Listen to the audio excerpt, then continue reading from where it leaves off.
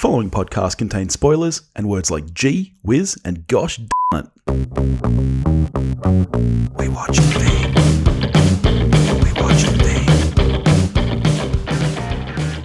Hello everybody and welcome back to We Watched a Thing for another week of fun. This is a very special week because I've got a great guest, someone I've been trying to line up on the show for a very long time now, and I'm so excited to have him here. It's Joey from So Wizard. How you doing, mate? What is going on, everybody? It is great to finally be here. Not just to finally be here, but to finally be here recording this. We've been trying to schedule it for a little bit, and it's been a little rough. So time difference, crazy stuff going on, but we are ready to rock and roll. Talk about a great movie. Oh man, this is going to be exciting. And I mean, I'm sure that people know who So Wizard are. It's been running for so long now. Not only is it a great pop culture show, but geez, you must be one of the longest standing indie podcasters there is, right? That is a terrifying statement, but it is, maybe it is true. I'm not sure. We just celebrated 8 years in August. I've got the show planned out through the end of next summer, so we're good. Nice. I always say we have a team. We have a team. Thank God we have a team. And I always say I'm glad I found 3 other people who are masochists with no life, so we can make sure we get this done every week. But, well, it's an awesome show. It works for us every week. We're just there reviewing movies and nerdy TV shows. So good times. Yep. It's an awesome show. And speaking of things that are awesome, let's get to this week's film, which you chose. Well, kind of actually. I reached out to you and I said, you can pick anything. And you sent through a list of your all-time favorite films. And from memory, this was around number 15 to 20, something like that. Talk us through The Room and why this makes your list of favorite films. I consider myself a bad movie connoisseur. So I've been watching bad movies long before I even watched Mystery Science Theater. My friends and I used to go to the video store. And again, I'm aging myself. So for your listeners who are potentially thinking about listening to my show, I swear I'm hip, I'm cool, I'm wow, I'm now. But we used to go to the video store, and we didn't have Blockbuster in our town. We had a bunch of mom and pop shops, and they all had sections just filled to the brim with horrendously bad movies.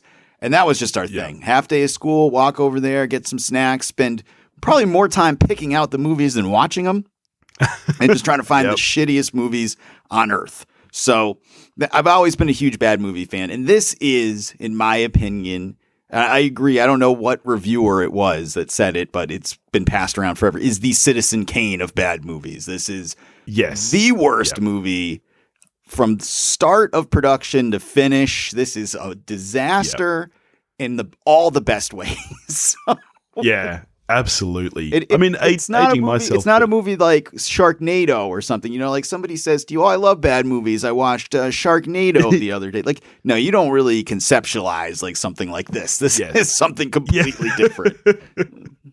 It's so true. I mean, I'm right there with you. Aging myself a little bit too. My very first job was in a mum and pop video store, and it was still to this day the best job I ever had. You'd finish at midnight and you'd take home an armful of movies and watch them all night and then rock back up to work the next day. And I'm the same. I love a bad movie. And I think you're right. What makes this so special, a movie like Sharknado is almost too self-aware. Like it knows that it's a bad movie. They know that going into it. I don't think you can make a movie like The Room because there is literally no self-awareness here at all. And that's what makes it so good. Yeah. And going forward now, since he made this, like Tommy Wiseau is self-aware. He understands what's going on now. So he could never go back and do this again. He never could. Yeah. It would never work. I know people have demanded The Room 2 Resurrection or whatever, but it's not going to happen because it just wouldn't be the same. It wouldn't be the same. This is legitimate incompetence combined with genius on screen. It's just so good as a bad movie. It's so good. Well, let's get straight into it then. So The Room is a 2003 American drama film written, produced, executive produced, and directed by, as we said, Tommy Wiseau, who also stars in the film, alongside Juliette, Danielle, and Greg Sestero. And I'm going to do this to you. What is it about, Joey? That's a very good question. It's a very hard question to answer. Tommy Wiseau plays Johnny, who apparently is the nicest person on earth, does everything for his friends, his family, does a great job at work. Everyone loves him. Everybody loves him. Except his girlfriend, who wants to cheat on him with his best friend. Yeah. And that's literally the movie, basically, then with some really, really weird side plots thrown in, which I'm sure we'll get to with some other random characters. So this is a weird one. Where do you even start with this movie? How do you want to start this discussion? I mean, it just starts, and he comes home from work.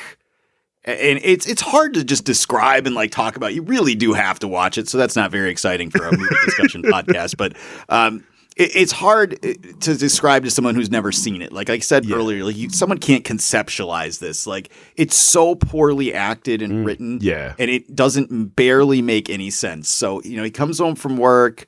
And his girlfriend is there, Lisa. She's his fiancée, but she's not his fiancée. She's his future wife. Yes. She's never called his fiancée through the entire movie. Everyone speaks like Tommy Wiseau. Yes. He doesn't write this to have different voices. Everyone is him. And so everyone calls her his future wife, and they have a strange man/child that lives in their same building. It's so named Denny. Yeah, when I was rewatching last night, his introduction, you're almost like, wait, is he their son or something? Like he has zero introduction to this character. He just rocks up and wants to watch them banging, and that's it. Right. So like he looks like he's in his 20s. Yeah. But he acts like he's like 10 and he just wants to hang out with them. He thinks they're going upstairs. They're going upstairs to, get it on. Yeah. And he thinks they're going upstairs to like hang out. And he just shows up in the bedroom. It's like, hey, what's up, guys? It's very awkward. And they're like, oh, Denny, you can't be here. You do a good Wiseau. Oh, good. I watched the movie enough. So. The acting from start to finish in this film is so bad. And obviously Tommy Wiseau is at the center of that. But sadly, it's not just him. There's not a good performance in this film. And I mean, you can't blame the actors because, like, really, what are they working with here? If you had to pick the best performance in this film, where are you going there? I would go with Steven, who is a random guy who shows up at a party that we've never been introduced to before, who has no backstory. Peter, who is Tommy's friend, just magically disappears halfway through the movie. Yep. And this random guy is just at their party later on and is intimately involved in the plot line for about 15 minutes and then disappears again. Yep. Yeah. I think from memory, legend has it that as he was writing the film, that's supposed to be the same character. And about halfway through, he switched the character names and then they just rolled with that being a different guy. Yeah, no, they had a deadline, what they had the guy that was playing Peter available for. And the day they were supposed to do the party, they decided they'd rather film them playing football in tuxedos outside. So they wasted the entire time they had remaining. Filming this scene that does nothing for the movie. And then they were like, oh, crap, we just going to grab this random guy and have him be in the movie. Yeah. Yep. It's just bizarre. The whole plot is really weird. Like, I almost don't understand. Like, people have said that it's maybe semi-autobiographical, which is just, it can't be. This is not a real life. Like... Well, maybe it is, though. He seems like a weird guy. So maybe he really did have a girlfriend that cheated on him. Yeah, he really does think that everyone in the world loves him and just wants to be his friend, except for the people that cheated on him. Yeah.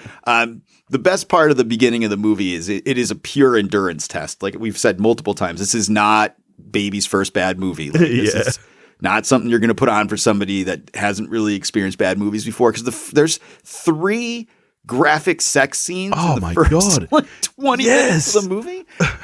And they're not like, this isn't like, it cuts away or they're under a towel. Like you see his butt like pumping. Yes.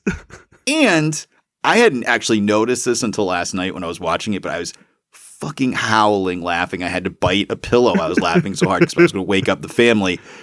When he's moaning in the scene, he goes, Yes, I had the same His silly little laugh, which has become like a signature. You know, I can't hear it without, oh, what a story, Mark. Like, and it's so true. He's doing it. I couldn't believe I've seen the movie probably 10 times, 13, 14 times. I've seen it in the theater multiple times. I had never noticed that before. Yeah. And he's like moaning in between. It's just like, what a turn on for Lisa. Yeah, you know? I've seen the movie plenty of times, but it has been a while. So when I rewatched it last night, I had forgotten how much of this movie is practically terrible pornography. Like, there are so many sex scenes. Like, 2 or 3 of them are just the same shots repeated as well. Like, oh my God, it's so bad. That is one of my favorite movie-going experiences. And I saw this in the theater right around when The Disaster Artist had come out and was collecting up awards. And a bunch of people were I took my daughter and her friend to see it. And there were a bunch of people in the theater that clearly were there to be like, what is this that had inspired an award-winning movie? Like, what is – I have to see it for myself. Maybe they had already seen The Disaster Artist. Maybe they hadn't. And just sex scenes one after the other. After the other. I was laughing so hard in the theater. I was just like, ah! Just watching the older people in the theater just sink down in their chairs or get up and leave was worth the price of admission. Yeah, those sex scenes are horrendous. And the music, oh man. You are my rose, you are my rose, you are my rose. Just, oh man. I want to renew my wedding vows just to have that song played at the ceremony. That'd be amazing. And not tell my wife what's going on. I might not want to do that, give her a chance to change her mind this time, so maybe we won't do that, but that's my plan at least. Yeah. Oh man. Let's talk about the look of the film if we can. So Tommy Wiseau directed this movie famously, had no idea what he was doing. I'm sure that you know this. Many, many people know this now. And as you just mentioned, The Disaster Artist now kind of, I don't know if you've read the book, but even the film very kind of comprehensively gives you an oversight of how this movie came to exist. Tommy Wiseau made the baffling decision to film this movie with 2 different cameras at all times, using both video and film, because he didn't know what he was doing. I mean, what do you think of the camera work in the film?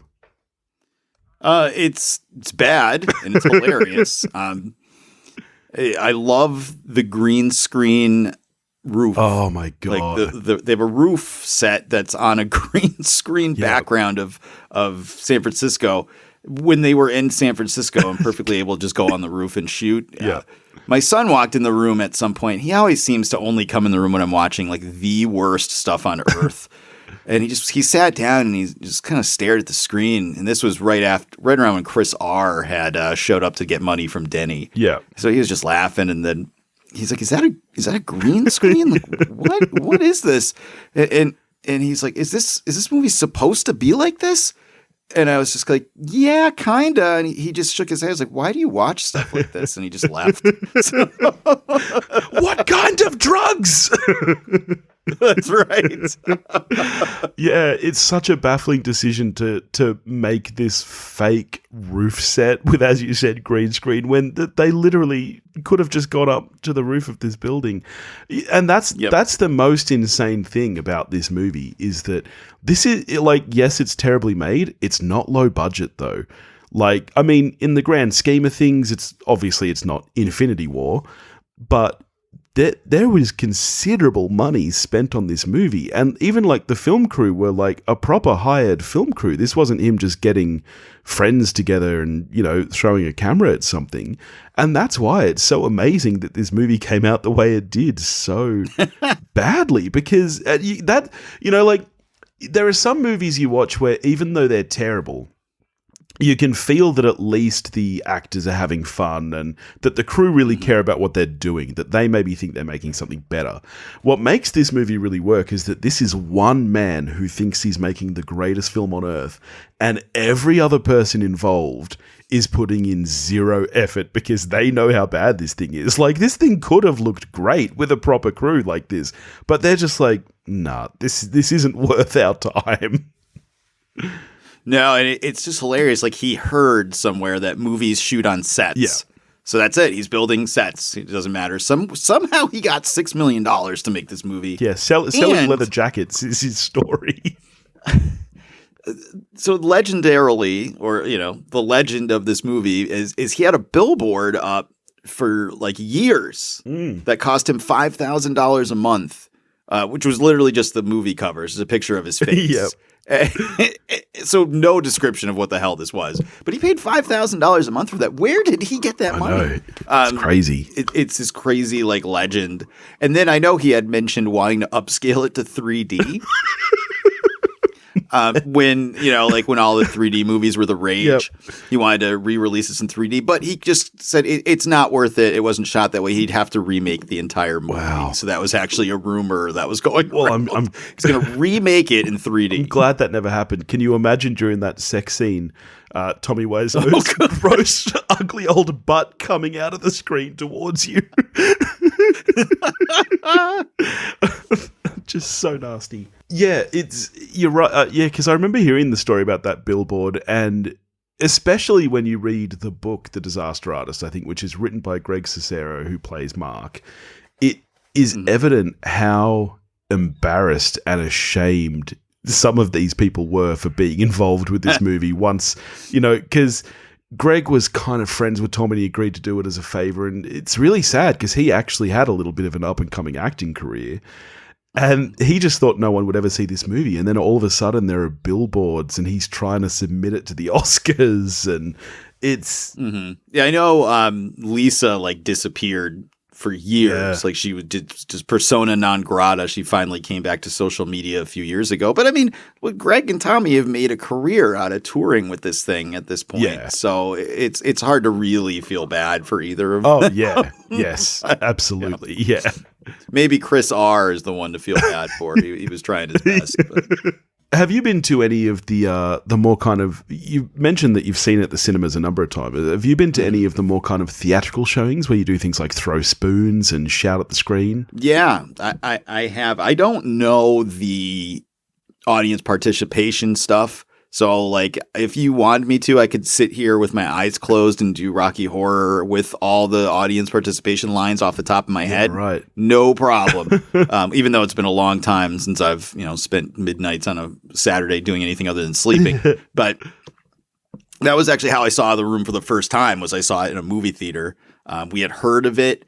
It came out at a weird time. It was not quite the internet yet. I didn't have Cartoon Network at my house, so I hadn't seen it when they would play it for April Fools. Yeah. I'd seen some memes and some little videos of it, and I'm like, I got to see this movie. I have to see this movie. So it was playing around here, and we went and saw it, me and a whole bunch of my friends, and we loved it. And then, throughout the years, we've been to different screenings of it, and people throwing footballs, people throwing spoons, people screaming and yelling at the screen. Yeah. Mostly it just devolves into a giant Mystery Science Theater with the entire cinema. But to me, the fun is always taking somebody that hasn't seen it before. Yeah. Maybe at this point, it's hard to escape having heard of it. Yeah. Most people have heard of it, but they, like I've said a couple times, right? They can't really conceptualize how bad this really is. So I love bringing people with me to see it, or sitting down and watching with them when they don't really know what they're getting into. Yeah. Usually about halfway through the second sex scene, they're like, what is this? What did you do to me? I mean, the thing that I love the most about this movie, watching it from a writing perspective, is trying to figure out these characters, because their only personality trait is that they all love Johnny, except for Lisa, who inexplicably seems to hate his guts. And it makes no sense. Just out of the turn at that point where she's like, he's hitting me, make up these stories about him, and it's come out of seemingly nowhere when everyone else loves him. And that first time that she calls Mark, and she says hey baby, and you think that they're already having an affair at that point, but then he comes over and she's trying to seduce him, and he's like, what are you doing? Johnny's my best friend. And it's what is going on?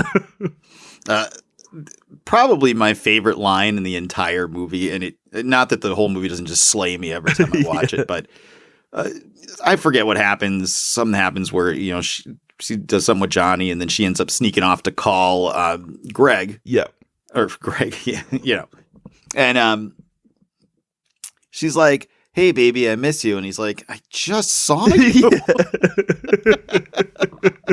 Even he's sick of her at that point. It's just like, I don't know why. That absolutely cracks me up every single time I watch it. Or when she calls him and he's like, "I'm really busy." Yeah. He's just sitting in a parked car doing nothing. Yeah, it's so bizarre. I mean, just some of the dialogue in this movie just sings, doesn't it? Like, put your stupid comments back in your pocket. But and that's what I love about it. Everybody talks like Tommy. Like, Yeah. he did not make any effort to write characters. Everyone is just him. yeah, And God, that scene where they're in the cafe and he's like, "Oh, we go to the bank, we make a lot of money." I can't tell you about it. Like, Yeah. well, why is this even in the script then? yeah, I know. Or they're Yeah. they're at Peter's house and he's like, they start talking about running in a marathon for some reason that has nothing to do with anything. Yep.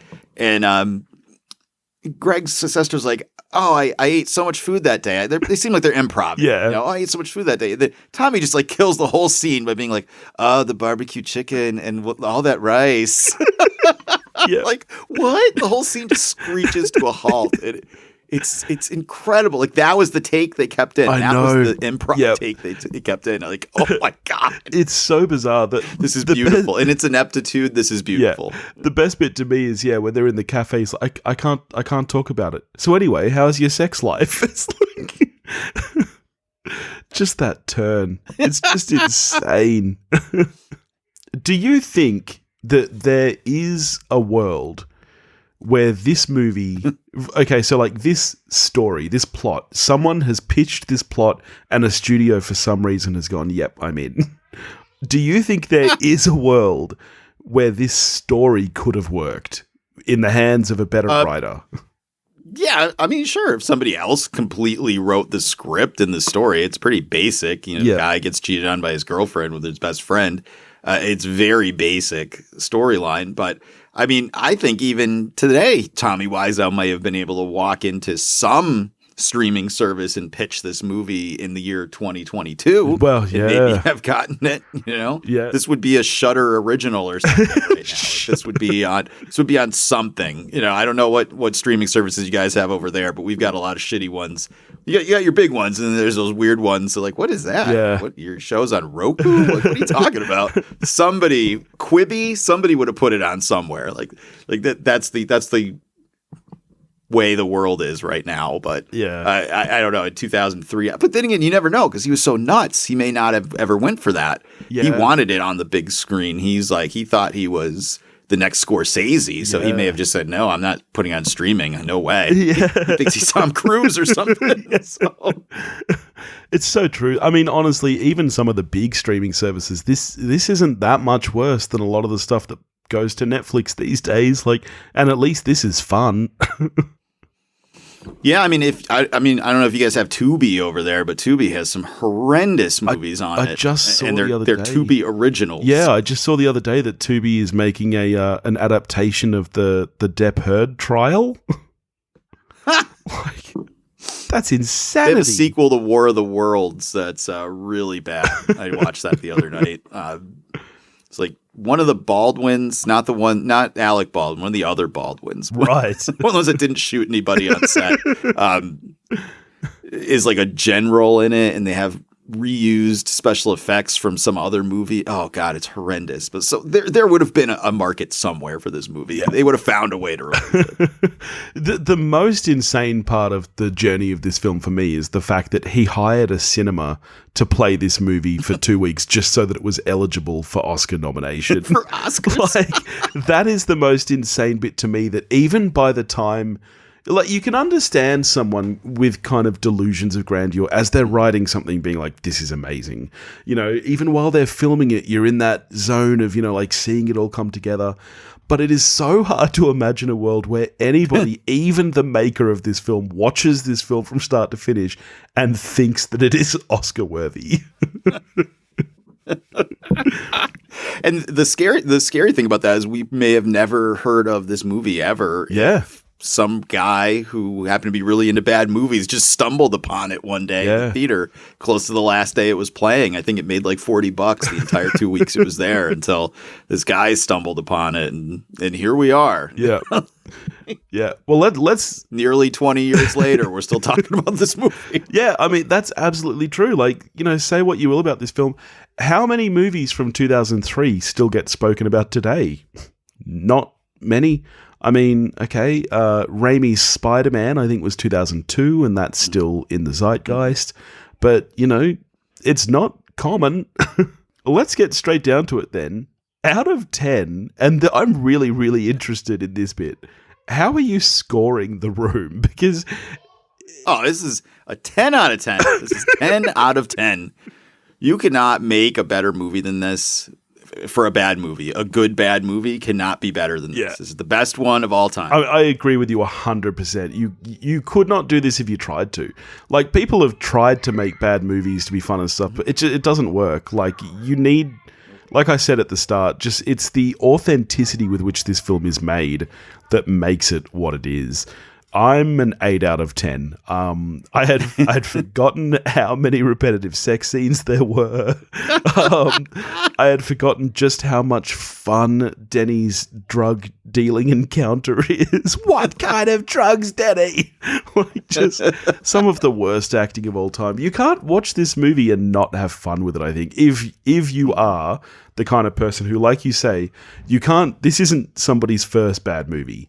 Like, you need to get some Roger Corman into them or something first and kind of build them up. But once you're kind of at like expert level bad movies, you can't not have fun watching this. Mm-hmm. Well, thank you so much for joining me. Can you tell everybody where they can find So Wizard? Oh boy. So every week, So Wizard Podcast, me and two of my friends, we review movies and TV shows. That's on our audio podcast. And that's been going on since August 2014. So every single week, we've never missed a week since then. Lots of cool stuff coming up throughout the end of the year. So definitely come check us out there. Plus our YouTube channel, which is run by Adam. That's all supplemental content. So that's interviews with creatives and unboxings, trailer reactions, all that kind of stuff, and more movie reviews and things as well. So go to SoWizardPodcast.com, and that's your hub for everything. That's where you'll find links to all our stuff. And you can follow us all over the place, and we're glad to have you. So. Nice. Well, definitely go check them out. The entire So Wizard conglomerate is a whole lot of fun. It's and not only fun, but informative. It's cool. It's great stuff. I would love to get into maybe some more like TV stuff over on this show. But in the meantime, your show is the place to go hear about it. Well, if you ever want to talk about space above and beyond, I'm your man. Okay, sweet. Well, thank you. Pencil it in. Thank you so much. Next week, I will be joined by Nick Haskins, formerly of Epic Film Guys and currently from Nikolai's Kitchen. We're going to be talking Clerks 3. Have you gotten to that yet, Joey? No, I have soured on Kevin Smith. Yeah, a lot of people have. Yeah. Yeah. I just picture him crying all the time, and I don't know. It's just I guess I'm not the same person I was when Clerks came out. I guess I loved Clerks, loved Mallrats, loved Chasing Amy, and then it just kind of fell off. You know what it was for me was I got disappointed when he was going to make movies that weren't Jay and Silent Bob. Yeah. He made this big grandeur. I'm going to go off and I'm going to be the nerd that conquers Hollywood. Yeah. And he failed. Yeah. And he just came right back to dick and fart jokes. Yeah. And it was just too disappointing for me. I could never go back after that. And you know what I find really disappointing about that is I actually think, like, Chasing Amy is one of my all-time favorite movies. Clerks, Dogma, they're all fantastic. I think that Red State is up there as one of his best. Which I think from memory, was probably his first. Well, actually, no, Jersey Girl was probably his first kind of non-viewer Skewniverse film. But yeah, then you're right. He just went straight back to it, and Jay and Silent Bob reboot was one of the worst things I've ever seen. Yeah, never even watched it. Yeah. So. Yeah. But I'm keen for Clerks 3, and I'm looking forward to chatting to Nick about that. It'll be great to finally have him on the show too. Nick is awesome, so I will be listening. All right. Well, in the meantime, if you want to get in touch with me, you can do that at wewatchedathing.com or wewatchedathing@gmail.com. You can find me on Facebook, Instagram, and Twitter, all under the handle at wewatchedathing. If you want to help support the show, you can do that at patreon.com/wewatchedathing, and I'll catch you next week.